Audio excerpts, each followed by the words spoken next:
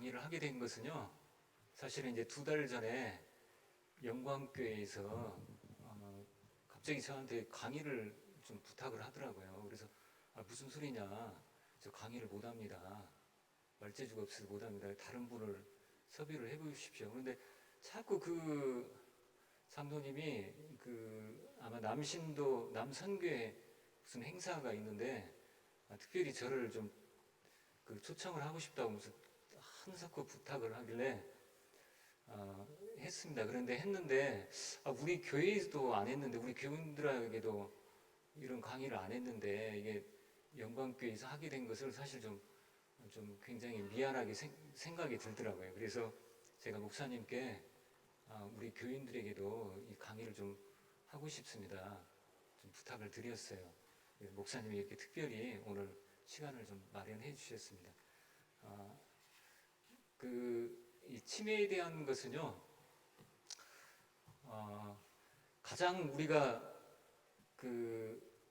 질병에 대해서 걸리기 싫어하는 병이 3가지가 있다면, 첫째는 아마 중풍일 것이고, 2번째는 암, 3번째가 이 치매라고 할 수가 있겠습니다. 그런데 사실은 어떻게 보면요, 치매가 가장 큰 가정적으로도 그러고 또 국가적으로도 사회적으로도 가장 큰 문제를 야기시킬 수 있는 것이 이 치매라고 할 수가 있습니다. 왜 그러냐면 중풍이나 암 이것은 개인적인 또 가정적인 문제에서 끝나지만은 이 치매는 누군가 그 사람에게 24시간 계속 붙어 있어야만 될 그런 상황까지도 갈 수 있기 때문에 그렇게 되다 보면은 가족 중에 누군가 일할 수 있는 기회를 또 뺏기게 되는 것이고 또 이 치매를 치료하는 데 있어서 그 경제적인 이것도 훨씬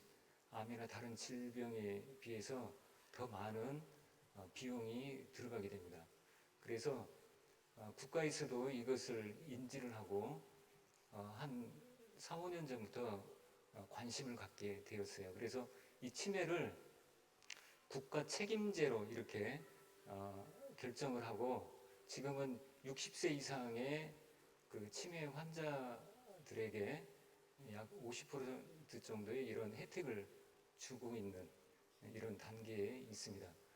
앞으로 더 많은 국가에서 이 치매에 대해서 책임을 지고 치료할 수 있도록 아마 그렇게 가고 있지 않을까 생각을 합니다. 오늘은 치매란 어떤 병이고 또 치매에 대한 그 치료 방법은 지금 현재 어느 정도에 와 있는지 그리고 가장 중요한 것은 이 치매를 우리가 예방을 하려면 어떻게 해야 되는지 이렇게 크게 3가지로 나누어서 한번 살펴보도록 하겠습니다.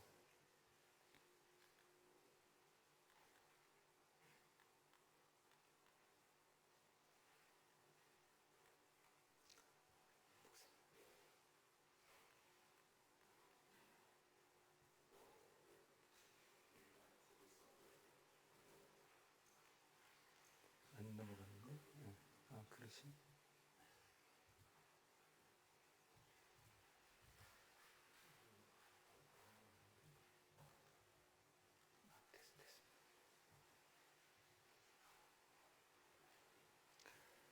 치매란 어떤 것이냐면요. 정상적으로 발달한 뇌가 나이가 들에 따라 후천적인 외상, 질병 등으로 손상 파괴되어 인지기능과 정신기능이 감퇴되어 일상생활에 장애가 있는 임상증후군이라고 이렇게 정의할 수가 있겠습니다. 다시 말하면 우리의 그 생각이나 정신 이것이 점차적으로 희미해져서 일상생활하는 데 심각한 장애가 있는 그런 질병이 치매라고 할 수가 있겠습니다. 이것은 미래를 잃어버리는 그런 병이라고 할 수가 있겠습니다. 한 가지 그런데 기억이나 모든 것은 다 잃어버리는데요. 감정은 가지고 있어요. 살아 있어요. 그래서 우리가 치매 환자를 대할 때 그분의 그 인격까지 해서는 절대 안 된다는 거죠. 감정은 살아있기 때문에 내가 부끄러운지 또 화가 나는지 이런 것들은 여전히 가지고 있기 때문에 그분들을 케어할 때 막 함부로 이렇게 어린아이처럼 또 이렇게 해서는 안 된다는 겁니다. 우리나라 치매 인구수를 보면은요, 최근에 한 10여 년 전에부터 이렇게 보면은 급격하게 이렇게 증가하는 것을 볼 수가 있습니다. 2018년도에 75만 명이었고요. 내년 2024년도에 100만 명으로 증가한다고 합니다. 65세 이상인 인구 가운데 10분의 1이 치매 지금 현재 걸려 있고요. 그 다음에 80세 이상에서는 4명 중에 1분이 이 치매 환자입니다.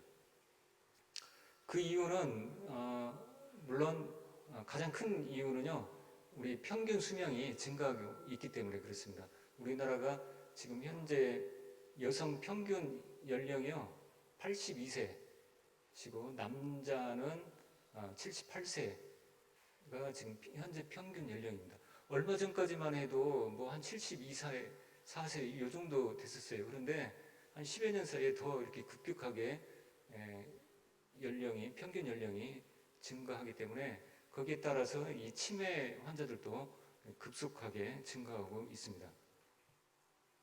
치매의 증상을 보면은요, 초기에는 기억 상실, 기억력이 자꾸 잊어버리죠. 그리고 이게 좀 더 진행이 되면요, 언어 사용에 문제가 생깁니다.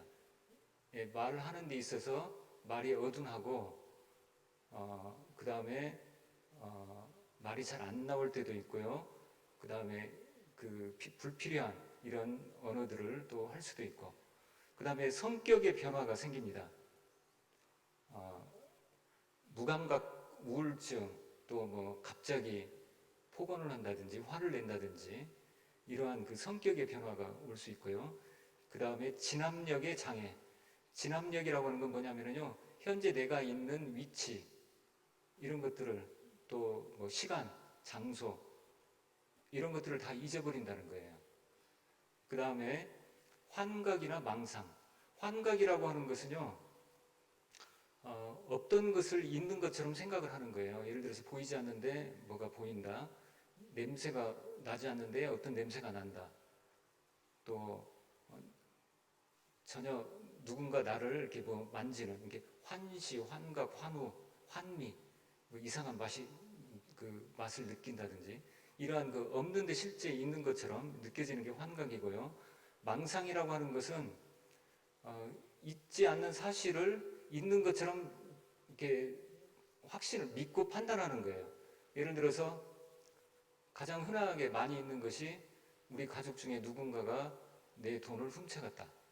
특히 이게 며느리가 많이 이렇게 될 수 있죠. 며느리나 딸이 내 돈을 이렇게 훔쳐갔다. 이렇게 하시는 분들이 굉장히 많습니다. 그 다음에 또 의부증이나 의처증, 예. 그런 그 망상을 하게 됩니다. 그런 증상들이 제일 많죠. 그 문진표가 있는데요. 여러분들이 한번 보세요.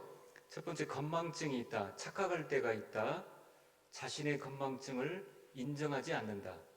물건 구입 시 실수가 많다. 걸핏하면 화를 낸다. 환각 망상 증상이 있다. 침착성이 없어졌다.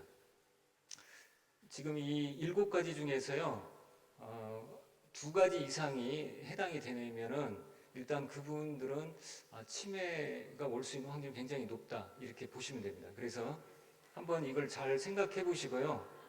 건망증은 있다. 이것은 누구나 다 있을 수는 있죠. 그런데 문제는 뭐냐면요, 자신의 건망증을 인정하지 않는다는 거예요. 정상인 사람들은 그거 나하고 약속했잖아. 이렇게 하면 맞아. 내가 깜빡했네. 이런 분들은 건망증이죠. 그런데 그것을 언제 나하고 약속했냐고 끝까지 이렇게 우기는 분들은 조금 이것은 단순한 건망증이 아닐 수 있습니다. 치매의 종류에 대해서 말씀드리면요, 가장 많은 게 알츠하이머형 치매입니다. 우리가 많이 좀 들어보셨을 거예요. 그 미국의 레이건 대통령이 이 알츠하이머 병으로 알았었어요. 그래가지고 그때 당시에 이 알츠하이머 병이 굉장히 그 전 세계적으로 이게 알려지게 되었고요. 영국의 마가렛 대처 이분도 알츠하이머형 치매를 앓았다고 그럽니다. 이게 한 60% 정도 되고요. 그런데 이게 갈수록 지금 이 퍼센트 낸 것도 이게 좀 오래된 것이라 현재는 약 한 70% 정도 알츠하이머형 치매가 있다라고 이렇게 보기도 합니다. 그다음 두 번째로는 뇌혈관성 치매. 이것은 이제 뇌 출혈이나 뇌경색을 앓고 난 이후에 뇌세포가 파괴되면서 오는 치매를 말합니다. 세 번째로는 알코올성 치매, 그 다음에 정상압 수두증. 이것은 뭐냐면 뇌압은 정상인데 뇌에 물이 차는 거예요. 그 뇌에 물이 차가지고 점점 그 압력에 의해서 뇌세포가 죽어가는 그런 상태에서 오는 치매를 말합니다. 파킨슨 치매 많이 들어보셨죠? 그 다음에 전두축두엽 치매, 루이소체 치매, 루이소체 치매라고 하는 것이 있는데요. 이것도 한 3% 정도 있는데요. 이것도 뇌 세포 안에 어떤 이상한 단백질이 침착되어서 생기는 겁니다. 그 다음에 뇌종양, 기타 이렇게 있습니다. 근데 가장 많은 게 이 중에서 알츠하이머형 치매가 약 한 60%, 70% 해당되기 때문에 우리가 일반적으로 치매 그러면 사실은 알츠하이머형 치매를 그냥 치매 이렇게 부르기도 하고 있습니다. 아까 그 건망증과 치매 차이점을 좀 설명을 해드리면요. 건망증은 체험한 것의 일부분을 잊어버리는 겁니다. 그런데 치매는 전체 모두를 다 잊어버려요. 내가 누군가 뭐 약속을 했다. 아니면 어제 어떤 일들을 했었는데 어제 했던 일들이 전혀 생각이 나지 않는 이런 것들은 치매죠. 건망증은 진행이 계속되지는 않는데 치매는 조금씩 진행이 계속됩니다. 혈관성 치매는 진행이 좀 빨리 되기도 해요. 그 뇌 출혈이나 뇌경색이 진행된 이후에 몇 개월 사이에도 이게 진행이 될 수가 있지만 특히 이 알츠하이머형 치매는요, 이것은 수년에 걸쳐서 특히 약 한 20년 정도 이렇게 오랜 시간이 지나고 나서 치매까지 이르게 됩니다. 그 다음에 건망증은 자신이 있는 위치를 알 수가 있어요. 우리가 여기 와 있으면 우리 교회 예배당에 지금 와 있다 이런 걸 아는데 치매 걸리신 분들은 여기 와가지고 여기가 어딘지를 잘 몰라요. 그런 분들은 치매라고 할 수 있습니다. 그리고 가장 중요한 것인데요. 건망증은 스스로 이것을 내가 잊어버렸구나 이것을 느끼고 있어요. 그래서 내가 깜빡 잊었구나 이것을 스스로 아는데 치매는 전혀 느끼질 못합니다. 인정을 하지 않으려고 그래요. 이런 경우에는 거의 치매라고 할 수 있습니다. 그리고 건망증은 일상생활하는데 큰 지장은 없는데 치매는 일상생활에 심각한 지장을 초래합니다.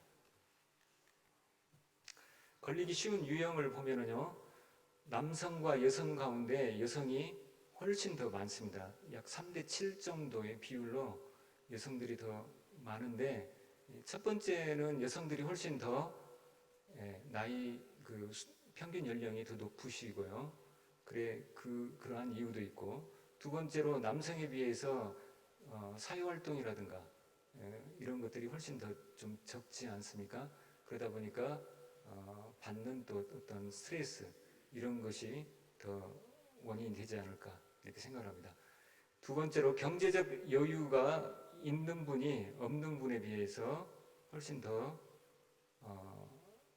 적다는 것이고요. 세 번째는 뇌졸중이나 암, 빈혈, 고혈압 이런 것을 가지고 있는 분들이 훨씬 더 많이 발생을 합니다. 그리고 네 번째, 흡연, 과음, 비만인 사람이 그렇지 않은 사람에 비해서 훨씬 더 많습니다. 왜 그러냐면 혈관들이 안 좋기 때문에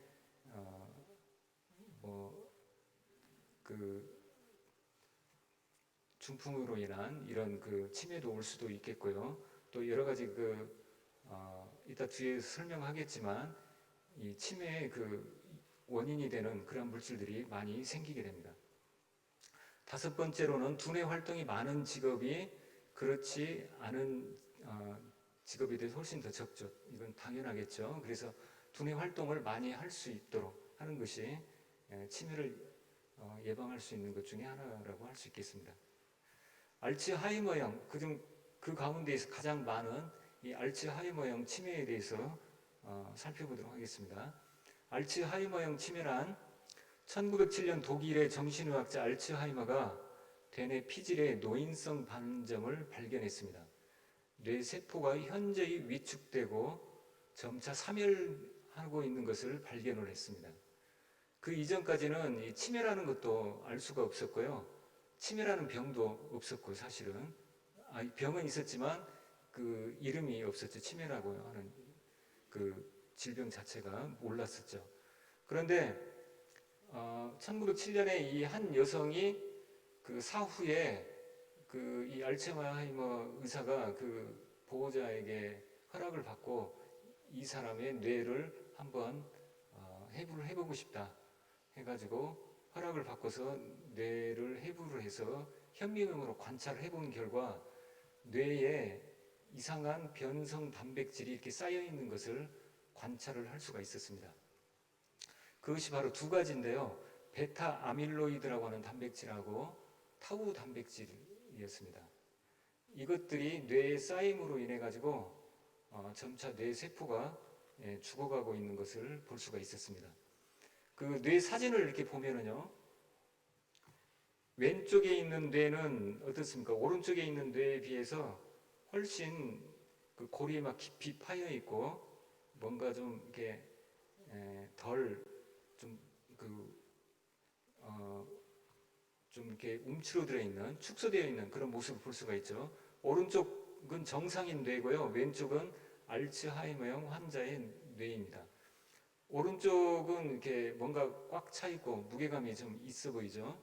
우리가 이게 쉽게 설명을 하려면요, 사과를 이렇게 그 오랫동안 이렇게 두다 보면 사과가 어떻게 됩니까? 쭈글쭈글하면서 이렇게 많이 움츠러들죠, 수축되죠. 이러한 그 뇌 상태가 바로 알츠하이머형 환자의 뇌라고 할 수 있겠습니다. 그걸 이제 현미경으로 이렇게 관찰을 해보니까요, 왼쪽은 정상인 뇌 세포입니다. 그 가운데 핵이 있고요, 이렇게 양쪽 가에 보면 뾰족뾰족 이렇게 돌기들이 그 나와 있죠. 이 핵과 핵 사이 이 돌기들로 인해 가지고 신경들을 서로 전달을 하는 것을 볼 수 있습니다. 근데 오른쪽에 보면 알츠하이머형 환자의 그 뇌인데요, 가운데 보면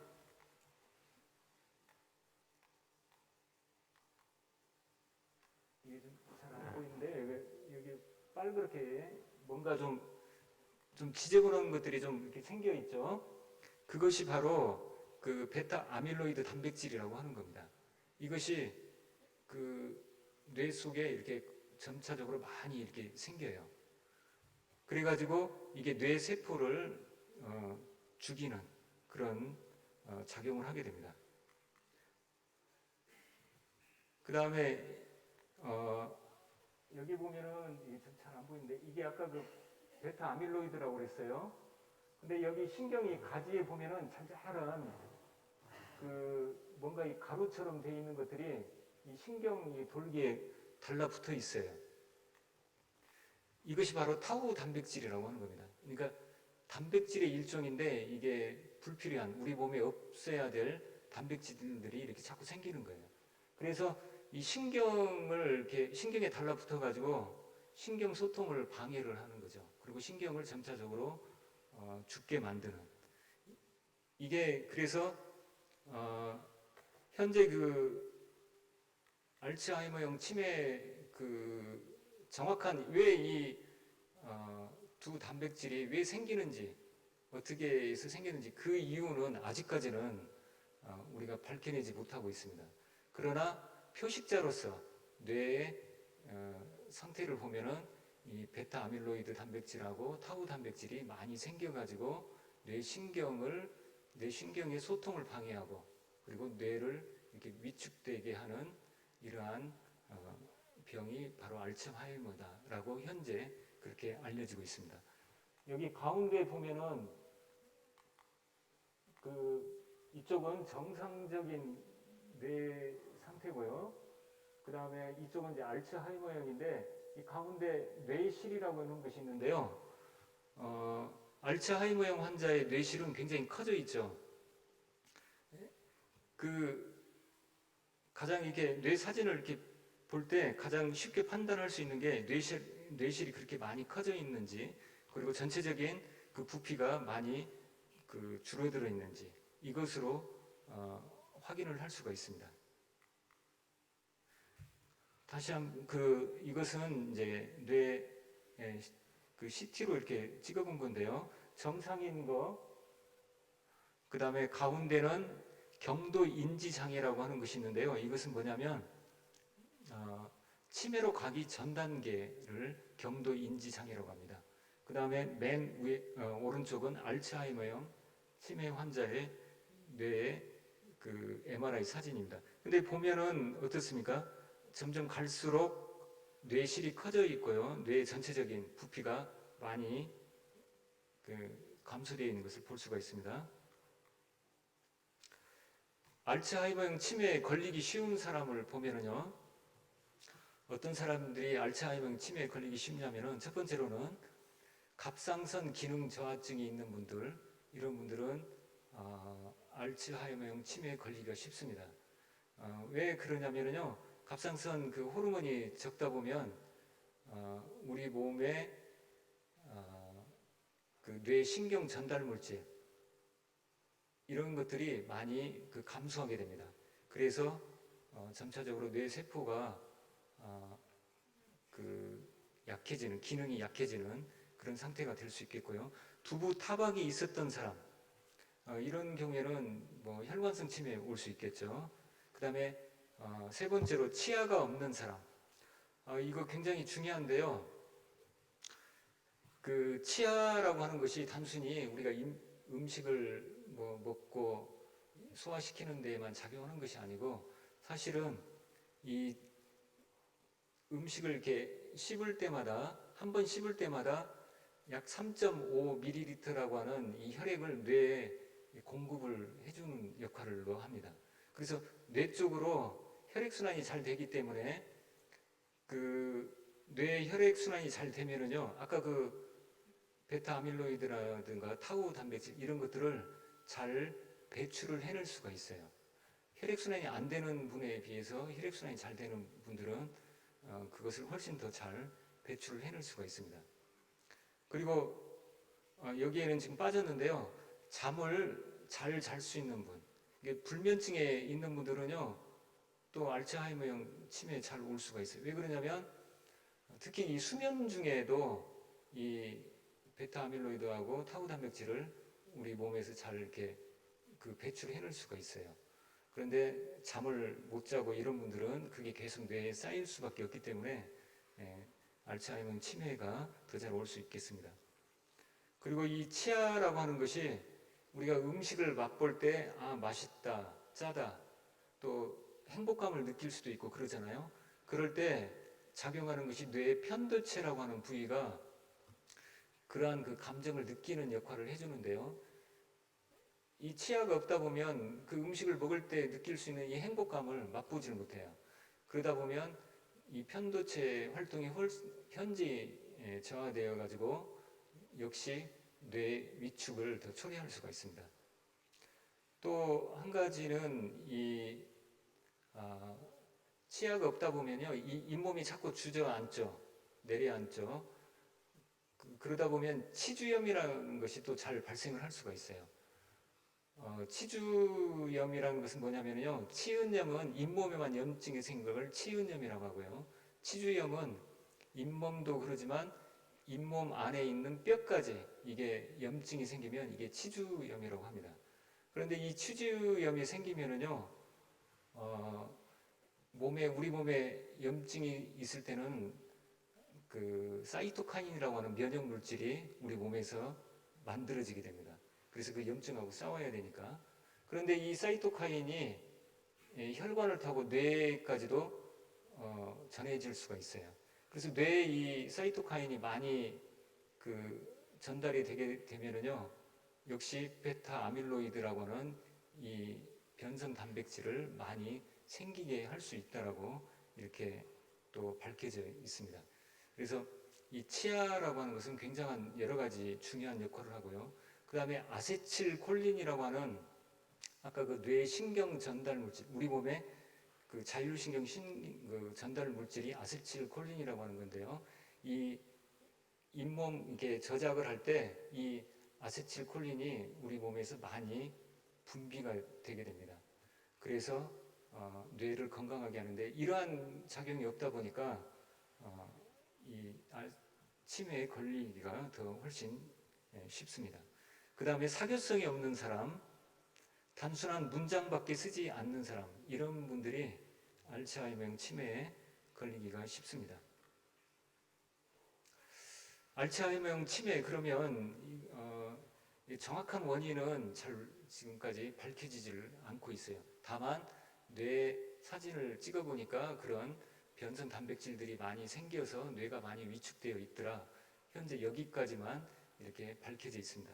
증상을 보면은요, 기억력 감퇴, 언어 능력 저하, 시공간 인지 능력 저하, 망상 환각, 그리고 신체 조절 능력이 저하되고 대소변 실금, 그리고 말기에는 전혀 독립적인 생활을 하지 못하는 그런 상태까지 가게 됩니다. 아까도 말씀드렸지만은요, 이 알츠하이머형 치매는 급격하게 진행되는 게 아니에요. 이미 그 우리 몸의 뇌 속에 베타 아밀로이드하고 타우 단백질이 생겼잖아요. 그러면 바로 나타나는 게 아니고 이게 10년, 20년 지나서 나타납니다. 그러니까 전혀 우리가 알지 못하죠. 나중에 예방법에 대해서 좀 더 설명을 해드리도록 하겠습니다.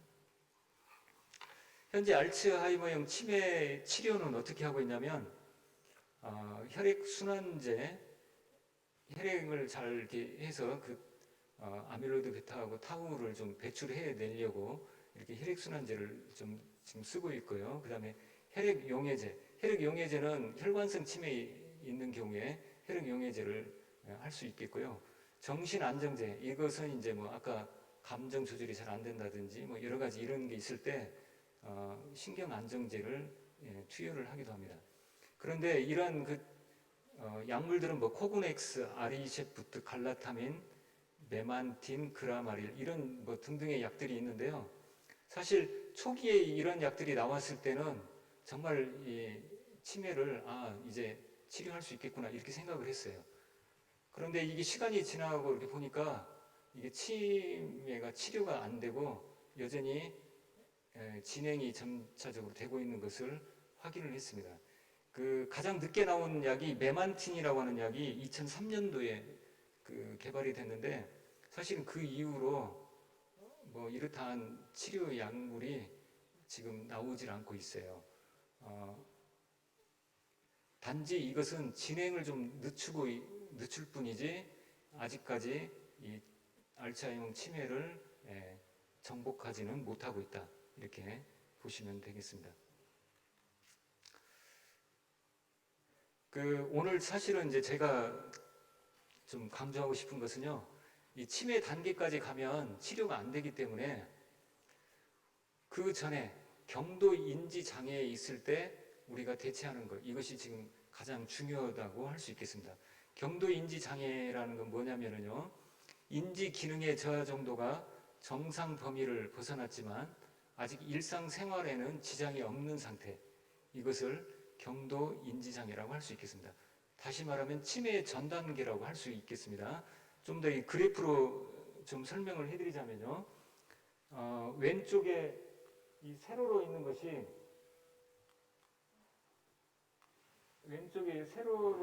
인지 기능이고요. 그 다음에 밑에 가로로 이게 나이입니다. 맨 위에 있는 저 선이 정상적인 우리 뇌 상태를 그래프로 이렇게 표시를 한 거예요.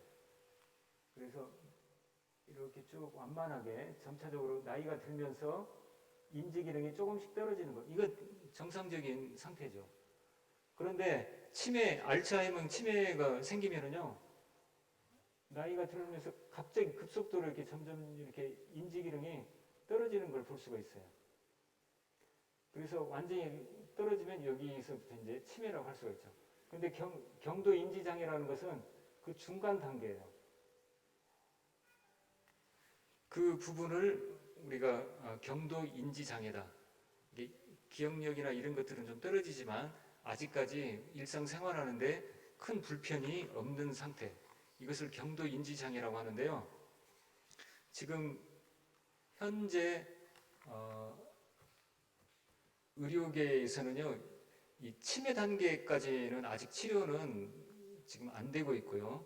그래서 이 경도 인지 단계에서 우리가 어떻게 이것을 치매로까지 가지 않도록 우리가 할 것인가. 현재 여기에 대해서 많이 관심을 갖고 연구를 하고 있습니다. 그러면 이 경도 인지 장애를 우리가 빨리 이것을 확인을 해야 되겠는데 어떻게 할 것인가? 여기 지금 7가지가 있는데요. 가장 이것은 아직 본인도 전혀 모르죠. 본인은 내가 뭐 치매나 경도 인지 장애 상태다 이런 것을 전혀 생각하지 못합니다. 그런데 가장 빨리 이게 확인할 수 있는 분이 누구냐면요, 가족이에요. 그래서 특별히 우리가 연로하신 부모님이 계신다든지 그러면은 우리가 이 부모님 상태를 자주 관찰하고 해봐야 됩니다. 우리가 뭐 그렇다고 매일 가는 것도 아니고 뭐 한 달에 한두 번 이렇게 가는데 잘 모를 수 있잖아요.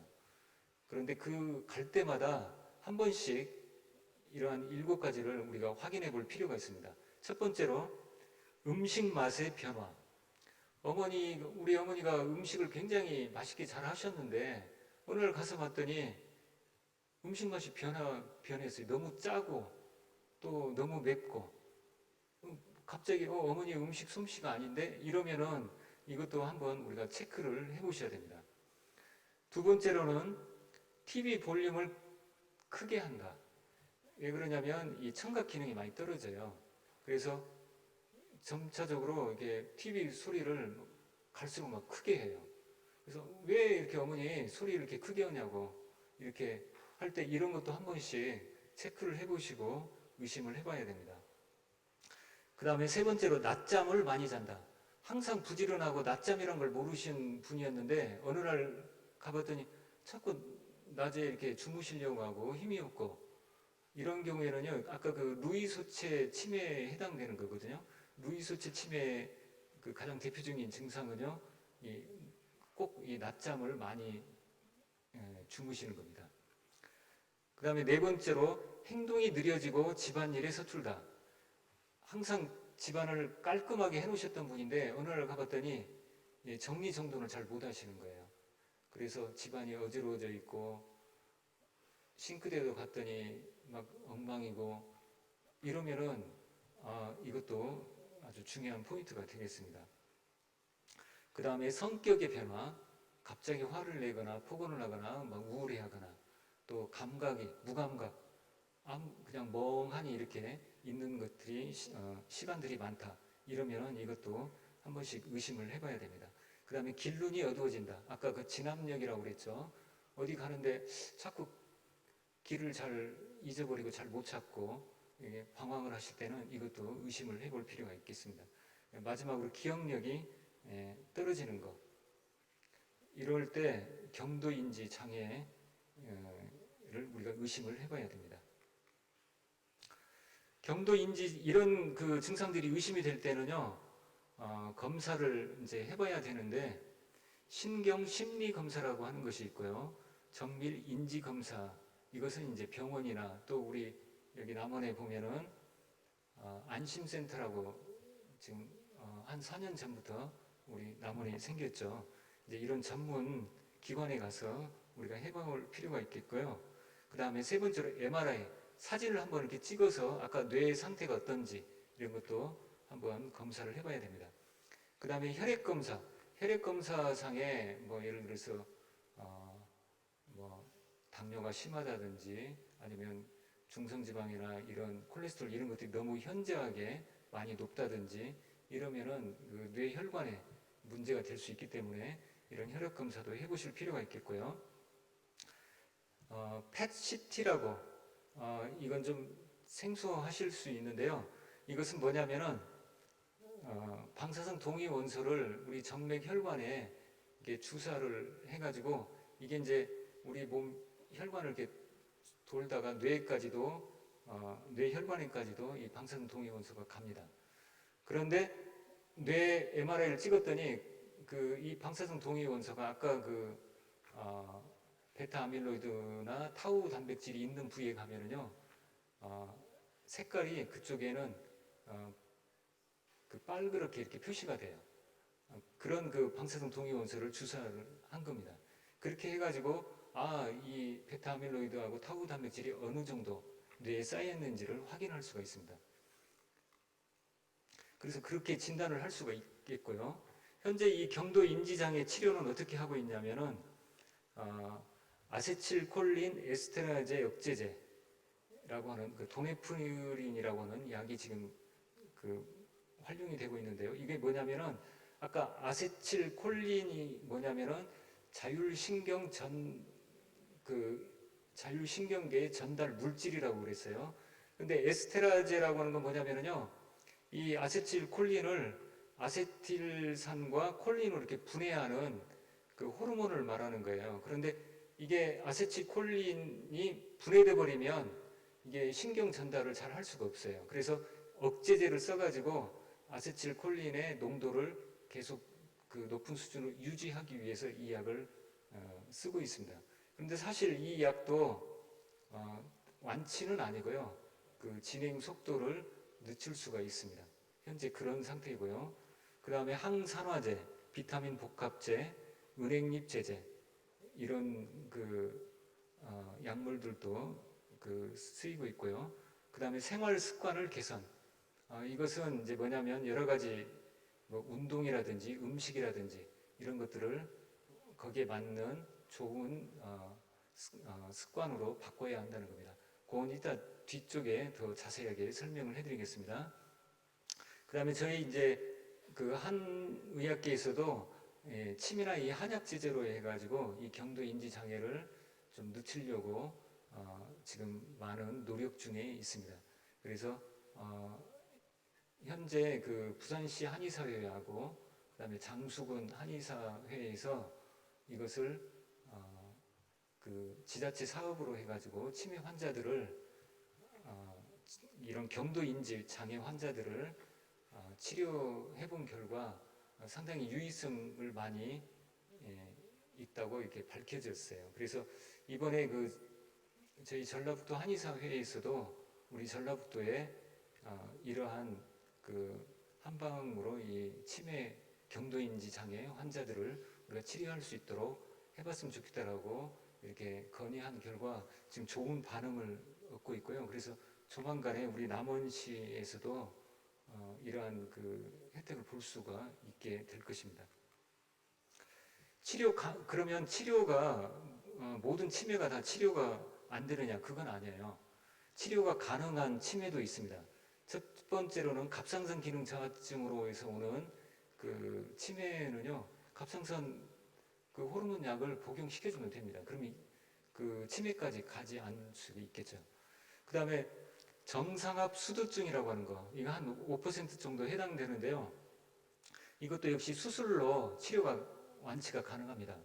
그런데 그걸 잘 모르고 그냥 넘어가는 경우가 있는데요. 사실 저도 얼마 전에 이런 환자분이 오셨었는데요.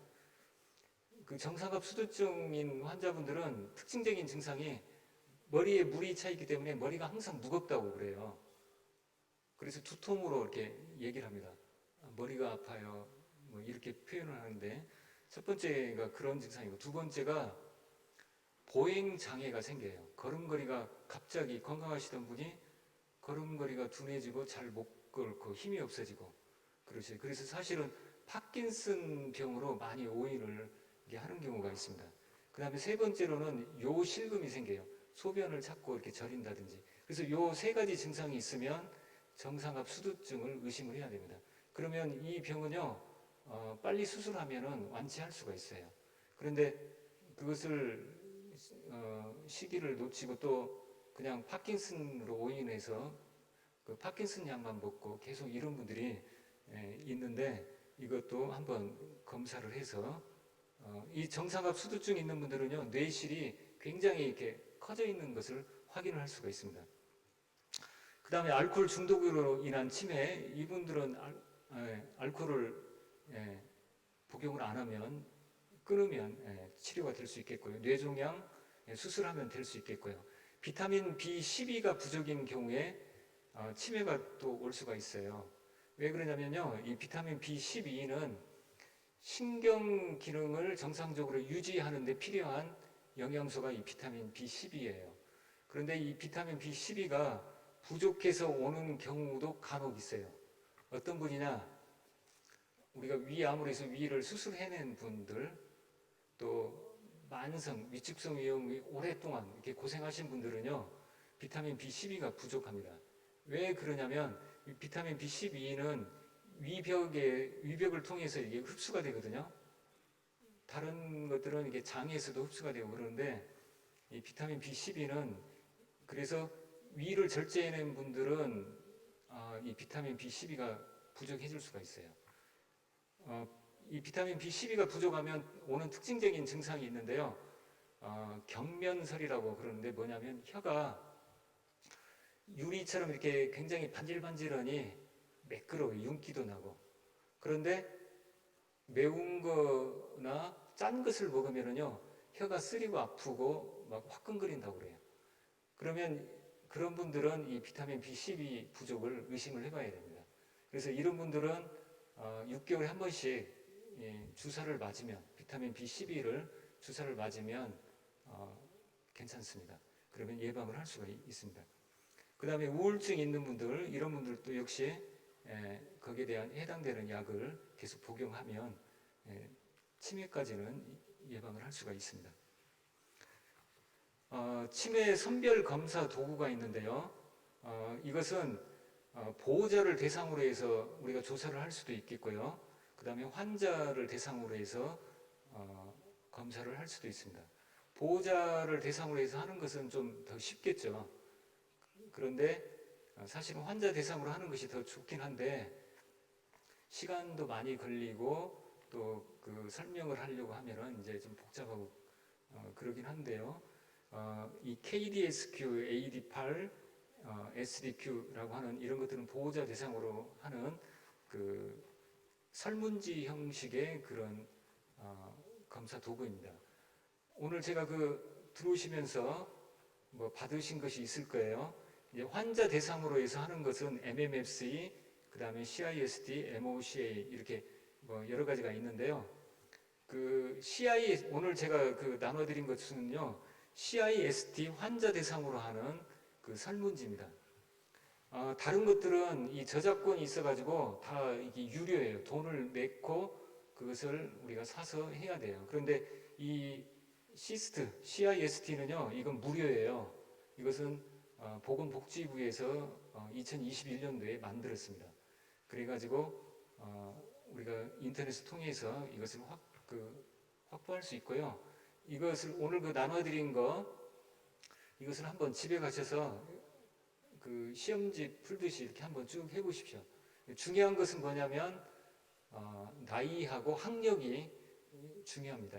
중요한 지표가 돼요. 왜 그러냐면 이게 지금 30점 만점인데 학력이 높으신 분은 당연히 점수가 높겠죠. 또 나이가 젊은 분일수록 더 점수가 높겠죠. 그리고 학력이 낮고 나이가 연세가 많으신 분들은 그 30점 기준으로 해서 한 10점 이상이 돼야 되는 거고, 그 다음에 젊고 학력이 높은 분들은 27점 이상이 돼야만이 정상이라고 할 수 있습니다. 그 두 가지 요인에 따라서 점수 기준이 달라질 수 있다는 거 그렇게 알아주시고요. 그 다음에 가장 이제 제가 여러분들에게 말씀드리고 싶은 것이, 그러면 이 치매를 현재 우리가 이것을 완치를 할 수가 없고 다만 진행 속도를 늦추는 단계에 있다고 하는데, 차라리 치매를 우리가 오지 않도록 미리 예방을 하면 더 좋지 않을까, 이렇게 그래서 치매 예방이 더 중요하다는 것을 좀 강조를 하고 싶습니다. 첫 번째로는 갑상선 호르몬 검사를 한번 해보실 필요가 있어요. 그래서 우리가 연세가 있으시고 자꾸 기억력이 좀 떨어지고 그런다 그러면 한번 갑상선 호르몬 검사를 해서 아까 갑상선 호르몬이 저하되어 있는 경우에는 치매 올 수 있는 확률이 더 높다고 그랬잖아요. 두 번째로 잠을 많이 자야 좋습니다. 잠을 많이 자고 있는 도중에 아밀로이드 베타와 타우 단백질이 더 잘 분해돼서 배출될 수 있기 때문에 그렇습니다. 세 번째로는 치아 관리입니다. 이 치아는 정말 뭐 강조해도 너무도 중요한 건데요. 아까 이 음식을 씹을 때 이 저작이 단순히 음식만을 그런 게 아니고 아세틸콜린이라고 하는 이 신경 전달 물질도 많이 배출해내고 또 뇌 쪽으로 혈액순환도 많이 공급을 할 수 있고요. 또 음식 맛을 통해서 느끼는 이 행복감, 이게 이 뇌 건강에 좋다는 겁니다. 그리고 네 번째로는 운동인데요. 운동을 통해서 우리 몸의 혈액순환을 촉진시켜주고 또 근력이나 뼈 건강에도 좋고. 근데 나이가 드시면서 너무 막 우리가 흔히 만보를 걸어야 좋다 해서 막 너무 만보까지 이렇게 하시다 보면 오히려 무리가 돼서 무릎이나 발목, 뭐 족저근막 여러 가지 이렇게 될 수 있는데요. 이제 연세에 따라서 이것도 내 몸에 맞게 이렇게 하시는 게 좋겠습니다. 그 다음에 지중해 식단, 이거 굉장히 이 음식이 또 중요한 그 비중을 차지하죠. 이 운동하고 식단만 조절하더라도요, 우리가 35%를 예방할 수 있다라고 이렇게 알려져 있습니다. 지중해식 식단이라고 하는 건 뭐냐면요, 그 지중해 연안에 있는 국가들이 먹는 식사를 말하는 겁니다.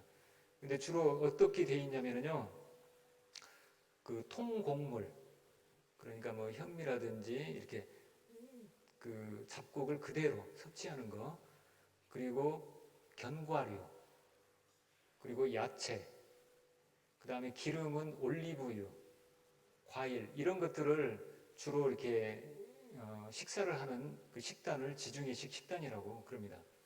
그래서 이런 그 식사 습관으로 이렇게 바꾸면은요, 특히 그 혈관 건강에 좋아요. 피가 맑고 혈액순환이 잘 되고 혈관이 건강해져서 이 치매 예방에 좋다고 그럽니다. 그래서 우리가 뭐 한꺼번에 이걸 다 바꿀 수는 없지만 가급적이면 그런 그 식단을 조금씩 섭취하려고 많이 이렇게 노력하시면 좋겠다 이런 생각입니다.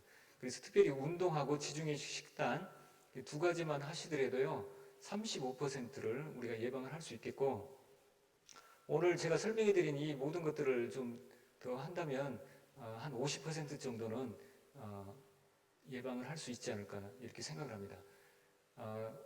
그 다음에 알루미늄 용기 금지 그랬는데요. 이 알루미늄이라고 하는 이 중금속이 우리 뇌 세포에 작용해가지고 뇌에 많은 그 실제로 알루미늄이 뇌에 많이 쌓여 있는 것을 볼 수가 있어요. 모든 환자가 뭐 치매 환자가 그런 건 아닌데요.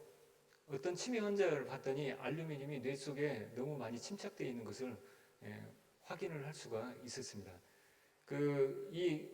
우리가 일상생활에 이 알루미늄이 너무나도 우리 가깝게 지금 와 있어요. 사실 우리가 사용하는 그릇 중에 그 양은 냄비 있죠. 그 양은 냄비가 사실은 이게 알루미늄인데 그 겉에다가 산화 알루미늄을 이렇게 코팅을 시켜 놓은 거예요. 그런데 이걸 쓰다 보면 이제 설거지를 하고 막 수세미로 문지르고 하다 보면 다 기스가 나잖아요. 그럼 그 기스난 부위를 통해서 우리가 물을 끓이거나 음식을 조리할 때 이 알루미늄이 계속 빠져나와요. 이 알루미늄 입자는 너무도 이게 작아가지고요. 이 뇌까지 이게 사실은 그 뇌까지 가지 않도록 뇌 혈관 그 방어막이 있는데 거의 대부분의 뭐 중금속이나 약물들은 뇌까지 가지 않도록 그 방어막이 이게 차단을 시켜주는데 이 알루미늄은 거기를 쉽게 잘 통과를 해버립니다. 뿐만 아니라 그런 그릇 용기도 있지만 우리가 사용하는 그 알루미늄 호일 있죠. 거기다가 저도 뭐 예전에 그런 적 많이 있었는데 호일 그 고기가 타니까 석쇠 위에다가 호일을 깔고 고기를 구우면 잘 안 타잖아요. 그래서 그 호일을 많이 사용하는데 이게 열을 가하면 거기에서 알루미늄이 빠져나옵니다. 그리고 또 김밥을 이렇게 싸는 경우도 있어요. 시중에 보면 호일로 이렇게 김밥 싸가지고 이렇게 주는데 이 김밥 안에는 그 단무지가 들어가잖아요. 꼭. 근데 이 단무지는 이게 식초가 들어가 있어요. 그래서 이 알루미늄 호일이 이 식초에 접촉이 되잖아요. 그러면은 거기서 알루미늄이 빠져나옵니다. 그래서 이 알루미늄 호일 이 사용 굉장히 조심해야 돼요. 그리고 지금 이게 캔 보면은 거의 다 이 알루미늄으로 되어 있습니다. 가볍고 또 편하고 또 이렇게 재활용하기도 좋고. 그런데 이 캔이라고 해서 무조건 다 그런 건 아니고요. 캔 가운데 이렇게 찌그러져 있는 캔이 간혹 있어요. 이게 찌그러지면 그 찌그러진 그 부위에 그 미세하게 금이 있어요. 그러면 그 금간 부위로 해서 알루미늄이 계속 또 빠져나올 수가 있습니다. 그렇기 때문에 이 캔 먹는 것도 우리가 좀 주의를 해야 될 것 같고요. 그 다음에 화장품에도 이 알루미늄이 들어가요. 우리가 그 여성분들 바르는 그 립크림, 립스틱이요. 여기 보면 막 반짝반짝하게 하는 거 있죠. 그 다음에 아이섀도우, 눈 여기에도 반짝반짝하게 이런 것들이 다 알루미늄 성분이 들어가기 때문에 그렇습니다. 그리고 치약에도 들어간다고 그래요. 그리고 우리가 각종 그 이 포장지를 보면 포장지에도 밑에 바닥에 알루미늄이 들어가 있어요. 또 어린 아이들이 먹는 과자 이 봉지, 비닐봉지 보면은 겉에는 비닐 같은데요. 안에 이렇게 보면 은박지 상태로 되어 있어요. 그게 또 역시 알루미늄이에요. 그러니까 너무도 우리 주변에 이 알루미늄에 우리가 많이 노출되어 있습니다. 그래서 가급적이면 이것을 우리가 좀 사용을 조심해야 될 것 같습니다. 그 다음에 고혈압, 비만, 당뇨, 심장 질환을 잘 관리해 주는 거 이것이 좋겠고요. 그 다음에 인지 기능을 자극할 수 있는 놀이, 당연히 이런 것들이 필요하겠죠. 그 다음에 위 수술 환자는 비타민 B12를 주사할 것 6개월에 한 번씩 하면 됩니다. 그 다음에 대상포진 예방접종 이것도 필요하거든요. 왜 그러냐면요. 대상포진을 앓게 되면 모든 환자가 다 그런 건 아니고 대상포진을 앓고 있는 환자 중에 입 안에 생긴 헤르페스 바이러스가 이렇게 또 감염이 돼가지고 입안에 염증이 생긴다든지 이러는 경우가 있을 수가 있어요. 그래서 이 대상포진 바이러스하고 헤르페스 바이러스가 이렇게 만나면은요, 아까 제가 얘기했던 사이토카인이라고 하는 면역 물질이 우리 몸 안에서 많이 이렇게 생기게 돼요. 그러다 보면 이 사이토카인은 뇌까지 전달이 되어서 뇌 안에 베타 아밀로이드하고 타우 단백질을 또 많이 생기게 이렇게 할 수가 있습니다. 그래서 연세가 드신 분들은 대상포진 이거 예방 접종하는 것도 좀 중요하다라고 이렇게 할 수가 있겠습니다.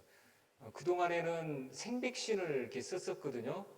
생백신이라는 건 뭐냐면 바이러스가 살아있는 백신 이것을 썼었는데 이것은 효과가 예방 효과가 한 60%, 70%이 정도 됐었어요. 그런데 최근에 작년에 이 사백신이 미국에서 개발이 됐어요. 그래서 우리나라도 들어오게 됐는데요. 이 사백신이라는 건 뭐냐면 백신을 그 바이러스를 죽인 거예요. 죽은 바이러스를 우리 몸 안에 맞는 건데 이것은 상당히 예방 효과가 높아요.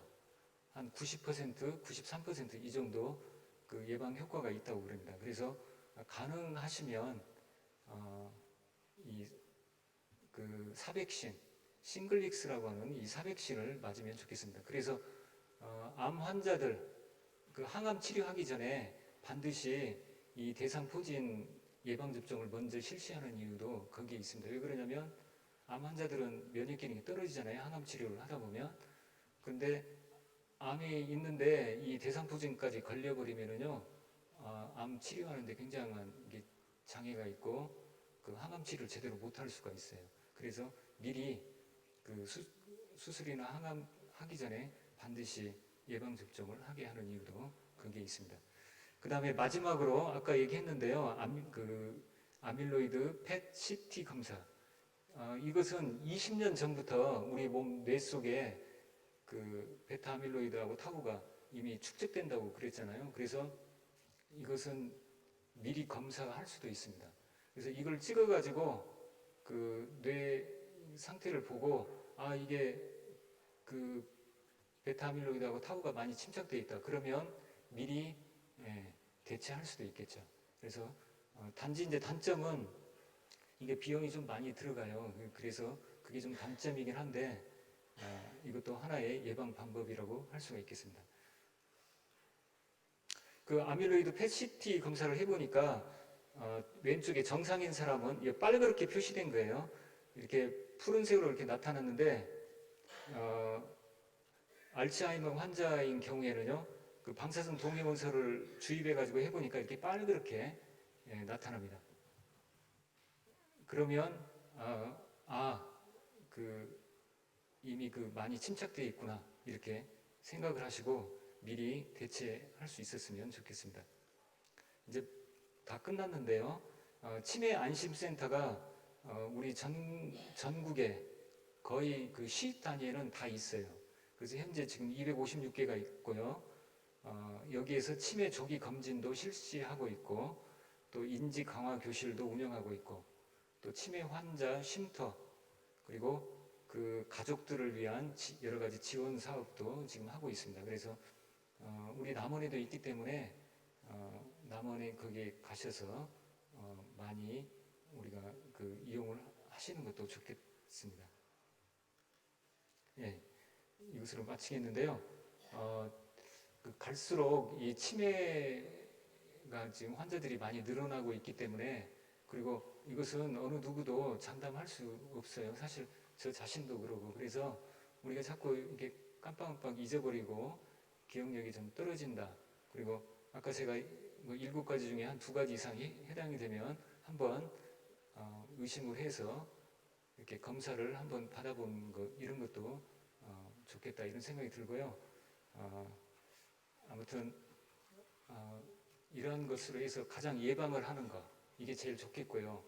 그래서 경도 인지 단계에서 우리가 진행을 늦추고, 그래서 치매까지 가지 않도록 이렇게 하면 좋겠다.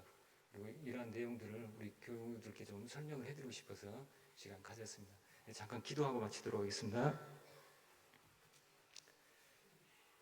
사랑의 주님, 부족한 제가 오늘 우리 교우들과 함께 치매에 대해서 함께 나누는 시간을 가졌습니다.